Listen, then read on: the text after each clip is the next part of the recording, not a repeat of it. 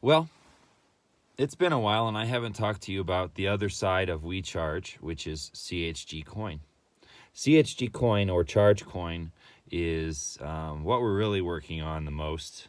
It is a fully complete suite of apps to make a complete platform, which consists of Android, iPhone, desktop, browser.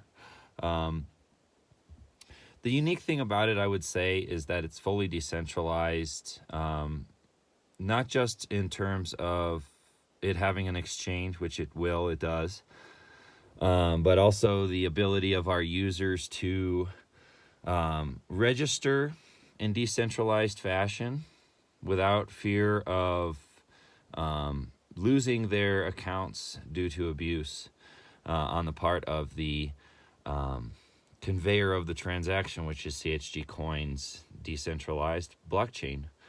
Essentially, it's headless. There's no overreaching, overarching entity that can take away your ability to transact or charge electric vehicles or register your charging station in the database, simply for because they don't like you. And I think that's important because with my own business called Stealth Machines, which I had for the better part of my adult life, still do, we make computers. We don't like worrying about the financing of it. We just want to have the customers be able to make a purchase and send them their computer, and it should be that simple. So that's what we've built with this, in addition to the premise of the electric vehicle charging. And we're hoping that this is just a model that you can use the platform to extend into other forms of business. Retail, for example, could easily accommodate CHG Coin and our platform. So in any case, I think that's important, and so that's what we kind of focused on with this platform. Each individual node has its own user interface, its own ability to accept credit card in exchange for charging time. It has its own Wi-Fi. You can rent out your Wi-Fi. It has its own exchange, which is also decentralized. And so the big problem with decentralized is noise. You've got a bunch of people all screaming for attention, and the ones with the most resources tend to be able to whisper and get what they want. And that's just reality. So that reality transfers over to decentralized in a dangerous way. If there's nobody at the helm, that ship stands to crash into the shore if you don't take the appropriate measures. And so to that end, I think it'll be a lot of stepping stones to get there. I think that there will be vulnerabilities that to exploit this simple fact. I might call it the tragedy of the commons in this case, where it's just like there's just a few big players who want to control everything, and so that trickles down to everybody. And so we have to, unfortunately, that's a problem that we have to face. And so we have a review system in place, which is decentralized. And the idea is that you have to pay a certain amount of money in order to write a review, and such that anybody who uses their resources against the decentralized ship that is traveling on its way, they will have to spend those resources and contribute them back towards the decentralized vessel's own strength. So to that end, I think that the outcome in the short term and midterm will be fine. We'll be able to offset those I'll also call it a DDoS attack.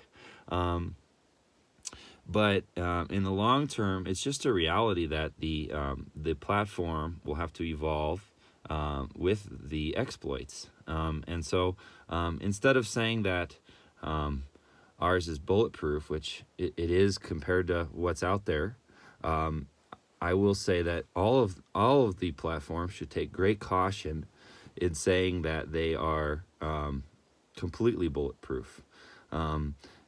There are vulnerabilities, there are exploits, and there are patches to exploits. I mean, what are we on? Windows 10 is still patching exploits. And so the secret, of course, is simplicity. And when you're venturing into decentralized, it actually does become more simple.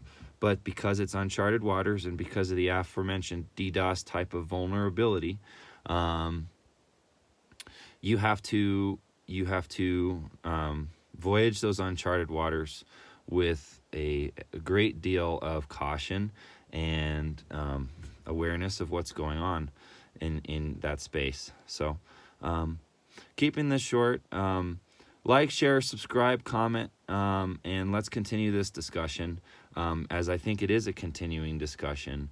How can you ensure that something that's decentralized, people don't get drowned in the noise? Like, look at all these decentralized exchanges where there's a million coins that are totally irrelevant. You have to have some kind of I like layered validity. You have to have some kind of layered validity whereby somebody who has a lot of resources but is maybe a shady character, or the people that they associate with, at the risk of invading people's privacy, you have to have some sort of verification on multiple layers to make sure that anybody who is cheating the game gets caught and punished for it in an automated, discreet way, that such that the cream rises to the top. So my message with this video is that it's not so sweet, because we have a journey ahead of us still in order to free ourselves from centralized everything, and get back to kind of what's more of the human nature in the future of things. But the bottom line is that working towards the solution in the way that we have over at ChargeCoin, I feel is contributory to that end, will really help in the long run for this long arch of justice to come to fruition, and all of us to be able to transact with great liquidity and with great ease, and without worrying too much about how the silliness of how it's how that vessel conveys itself, and just getting on with business. Take care.